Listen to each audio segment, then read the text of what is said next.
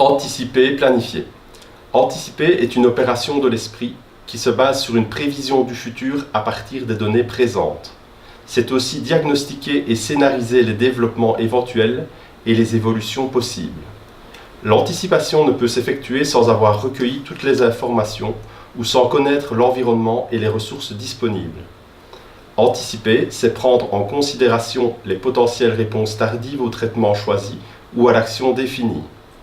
Partager, planifier la prise en charge avec l'équipe consiste notamment à partager le plan à voix haute, à fournir des informations et des objectifs précis tout en les modifiant suivant l'évolution de la situation. Anticiper et planifier permet de limiter les risques liés aux facteurs humains. Ceci est pertinent à tous les niveaux de performance. Cette dynamique mentale exige également des compétences en matière de communication, gestion d'équipe et prise de décision. Pour ce faire, 4 étapes sont nécessaires. Évaluer la situation, considérer une ou plusieurs options, sélectionner une option, analyser le résultat. Les tâches qui découlent de cette prise de décision auront des résultats soit positifs, soit négatifs sur l'évolution du patient.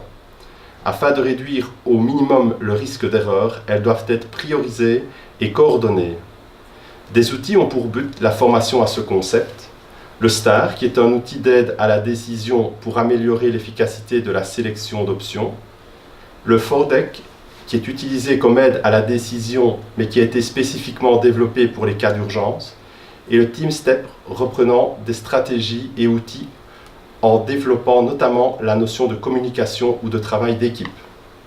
Certains outils envisagent l'évaluation de la mise en place de ce concept, même s'ils ne sont pas spécifiques à celui-ci, notamment l'échelle de Bracco, le NOTEC, le NOTS, ainsi que l'ISBAR. Peu d'études spécifiques permettent de mesurer l'impact direct de ce concept au niveau des soins. On retrouve une justification de planifier toute tâche dans une situation de crise, notamment dans une étude de David en 1996 et de Salas en 2005 et 2008.